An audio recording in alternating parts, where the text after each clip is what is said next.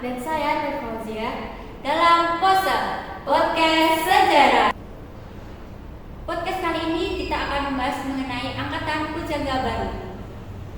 Apa sih itu Angkatan Pujangga Baru? Angkatan Pujangga Baru membawa pembaruan ke dalam seni sastra kita dan bertekad menjunjung tinggi bahasa Indonesia yang dicetuskan dalam Sumpah Pemuda pada 28 Oktober 1928.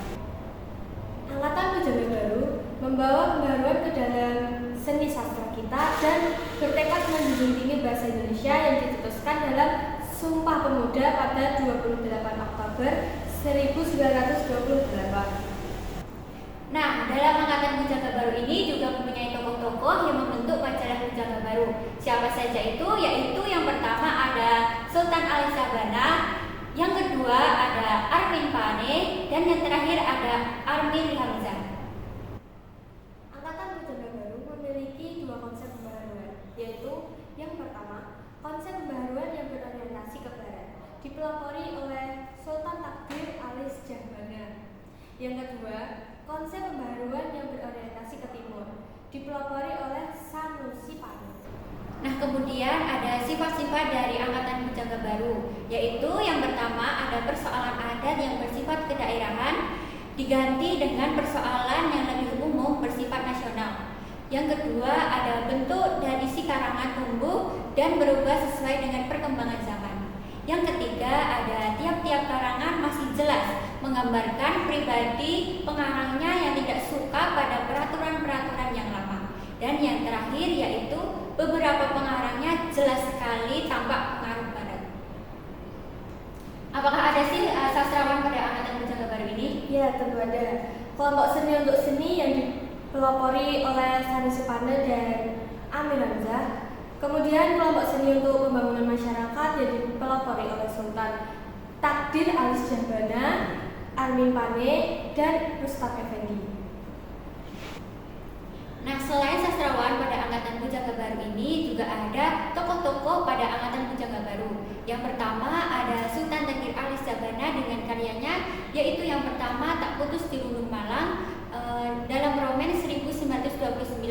Kemudian ada Anak Perawan di Sarang Penyamun dalam Romen 1932, dan yang terakhir ada Diam Yang Tak Kunjung Padam pada Romen 1932. Selanjutnya yang kedua ada Sanusi Pane dengan karyanya yaitu Pancaran Cinta prosa berirama pada 1926. Kemudian ada Puspa Mega Kumpulan Sajak 1927 dan Erlangga dalam drama berbahasa Belanda 1938. Selanjutnya yang ketiga yaitu ada Armin Hamzah yang bergelar Pangeran Indra Putra. Adapun karyanya yang pertama ada Buah Rindu yang kumpulan sajak pada 1401. Kemudian ada Nyanyian Sunyi kumpulan sajak juga pada 1941, dan yang terakhir ada Standi Timur kumpulan sajak 1939. Kemudian selanjutnya ada Armin Pane dengan karyanya yaitu yang pertama ada Habis Gelap Tapi Terang, terjemahan dari Surat Raden Ajeng Kartini 1938. Kemudian yang kedua ada Jiwa Berjiwa kumpulan sajak 1939. Kemudian ada Belenggu dalam Romen 1940, dan yang terakhir ada Kisah Antara Manusia kumpulan Jerman 1953. Selanjutnya yaitu J.E. Tatarkek. Adapun karya-karyanya yaitu yang pertama Rindu Dendam kumpulan puisi 1934.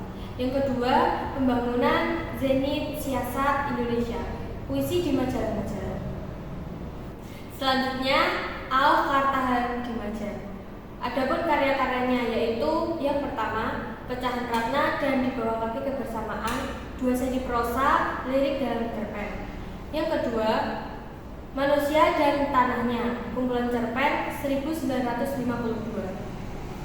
Selanjutnya Abdul Hadi atau Asmar Hadi.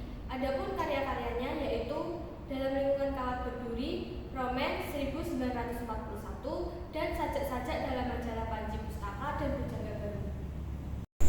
Para Angkatan Pujangga Baru ini juga terkenal dengan novel sastranya dengan judul Layar Terkembang. Novel sastra fiksi ini berjudul Layar Terkembang yang ditulis oleh Sultan Takdir Alis Jabana.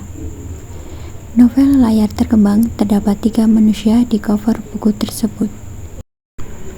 Novel Layar Terkembang menceritakan tentang sosok kakak beradik bernama Tuti dan Maria, merupakan anak dari Raden Wiratmaja. Tuti sebagai seorang kakak yang selalu serius dan aktif dalam berbagai kegiatan wanita. Sedangkan Maria adalah adik yang lincah dan periang, setiap yang di dekatnya terasa menyenangkan. Kisah ini dimulai ketika Tuti dan Maria bertemu dengan seorang laki-laki bernama Yusuf di pasar ikan. Yusuf adalah mahasiswa kedokteran di salah satu universitas yang berada di Jakarta. Sejak saat itu terjalinnya perasaan jatuh cinta di antara Yusuf dan Maria. Sementara itu, Tuti ingin sekali memiliki seorang kekasih seperti adiknya. Kemudian ada seorang laki-laki bernama Supomo yang memberikan surat cinta untuk Tuti. Akan tetapi, pria itu bukan idamannya. Lalu, ia menolak cintanya. Kisah cinta Yusuf dan Maria terus berlangsung tanpa mereka sadari. Hubungan Yusuf dan Maria mempengaruhi sikap Tuti yang sering memikirkan diri sendiri dan melamun. Ini membuat perasaan iri yang dirasakan Tuti melihat kebahagiaan mereka berdua. Yusuf dan Maria memiliki hubungan ke tahap jenjang pernikahan. Menjelang pernikahannya, Maria mendadak terkena demam malaria. Tuti merawatnya dengan penuh kesabaran. Tetapi keadaan Maria semakin memburuk. Kemudian diputuskan untuk membawanya ke rumah sakit. Saat tiba di rumah sakit, ternyata Maria mengidap penyakit TBC. Kondisi kesehatan Maria semakin hari semakin memburuk. Lalu Maria menghembuskan nafas terakhirnya di usia 22 tahun dengan meninggalkan pesan kepada kakaknya yaitu Tuti untuk menggantikan posisinya sebagai istri Yusuf. Meskipun berat, Tuti dan Yusuf akhirnya mau menerima permintaan Maria untuk terakhir kalinya dari orang yang sama-sama mereka cintai. Tuti dan Yusuf melakukan proses pertunangan. Tidak lama kemudian keduanya menikah dan hidup selamanya. Nah, itu tadi pembahasan mengenai angkatan Pujangga Baru. Oke guys, semoga video ini bermanfaat untuk kalian semua. Terima kasih. Wassalamualaikum